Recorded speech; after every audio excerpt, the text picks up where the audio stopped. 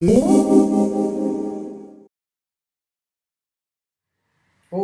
eu sou o João. Eu resolvi fazer um vídeo sobre ética e atendimento com o tarô, porque tenho feito algumas reflexões nos últimos dias que são importantes e eu achei que era legal contar isso num vídeo, porque eu tenho usado este canal e esta forma para divulgar um pouco do meu trabalho, da minha forma de atendimento e para as pessoas que não me conhecem saberem que essa questão da ética é uma preocupação minha, tanto no atendimento quanto para as pessoas que eu estou ensinando a ler o tarô, né? Para as pessoas que eu iniciei nesse mundo.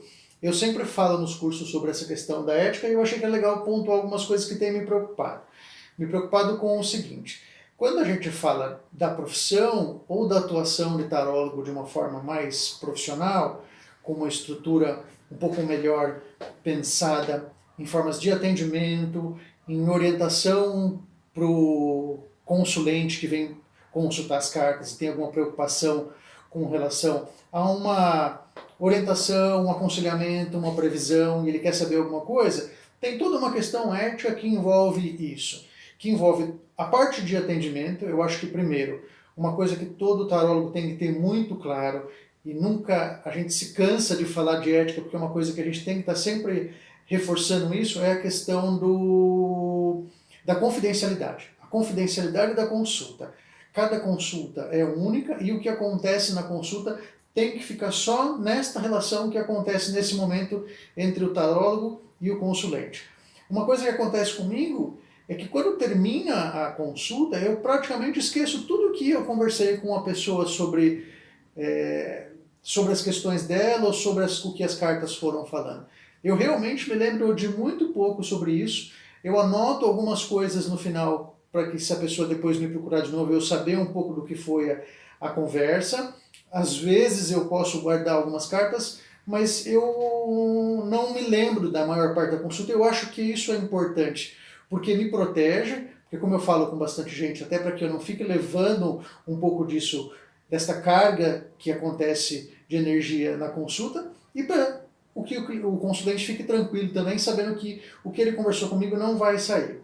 Eu acho que esse é um ponto importante falar, dessa confidencialidade que acontece aqui. A outra questão, a ética de atendimento, que eu tenho que respeitar a questão que o consulente está trazendo. Independente das minhas crenças ou das minhas fés, eu não posso emitir nenhum tipo de julgamento quando ele me faz uma pergunta. Ele tem que saber que o que eu vou responder é imparcial da minha parte e o que as cartas estão falando. Muitas vezes eu vejo com pessoas que trouxeram relatos para mim, que vão se consultar com outras pessoas, de que o tarólogo não gostou do que as cartas estavam falando, não gostou no sentido de que ele não estava vendo um jogo que fosse atender a expectativa do consulente, ele virou as cartas de novo, ele abriu um outro jogo. E a gente tem que respeitar este momento em que tem uma orientação acontecendo e não questionar esta leitura. O momento que você está lendo para alguém não é um momento para questionar isso. E você tem que respeitar o que saiu e dar essa notícia para o consulente, mesmo que não seja uma boa notícia. Às vezes a notícia não é o que ele estava esperando, ou não era o que o tarólogo queria falar, mas tem que ser dito. E parte desta ética, ela passa por esse não julgar de quem está lendo as cartas, mas entender o que os signos estão falando, o que os 78 arcanos estão falando, e passar isso para o consulente. E uma outra coisa que eu queria comentar neste vídeo, até para não me estender muito, é tomar muito cuidado com a pergunta: o que eu devo fazer?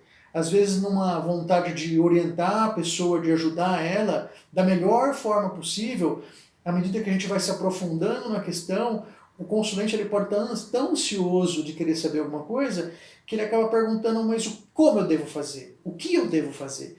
E o tarólogo nunca pode responder essa pergunta, porque essa pergunta vai de encontro ao livre-arbítrio dele.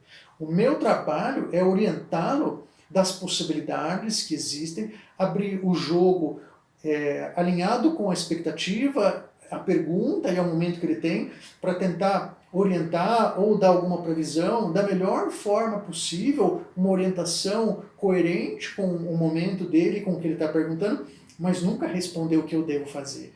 Às vezes num jogo simples de sim ou não, a gente sabe que o sim e percebe que o sim é o melhor caminho, mas eu não posso influenciar ele diretamente dizendo é este que é o seu caminho, porque essa é a escolha do consulente e essa é a escolha do livre-arbítrio dele.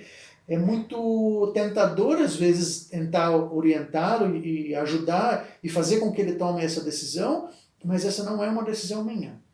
Eu tenho que tomar muito cuidado com isso, e eu acho que todo mundo que está lendo, que tem alguma relação com a pessoa que está se consultando, ou que essa relação foi se construindo durante a consulta, a gente tem que evitar essa questão o tempo todo. Esse é um texto que eu li recentemente no manual de questões avançadas de tarô, no manual da Lois Carabeo, que depois na descrição do vídeo eu vou colocar a referência disso, mas eu acho que quando a gente fala de ética, não responder essa pergunta, o que eu devo fazer, e não tirar essa responsabilidade do consulente com relação ao que ele está perguntando é muito importante. Espero que vocês tenham gostado um pouco sobre isso que eu falei, para que vocês percebam que existe uma preocupação no atendimento com relação a isso. A profissão de tarólogo ela é reconhecida, mas não é regulamentada. A gente tem um código de ética que eu vou colocar no link também na descrição, falando um pouco sobre ele para que as pessoas conheçam, saibam que isso existe. É uma preocupação minha. E o vídeo era para contar um pouco sobre esse código e sobre questões que eu sempre tento colocar no meu atendimento e para as pessoas que eu estou ensinando. Até mais.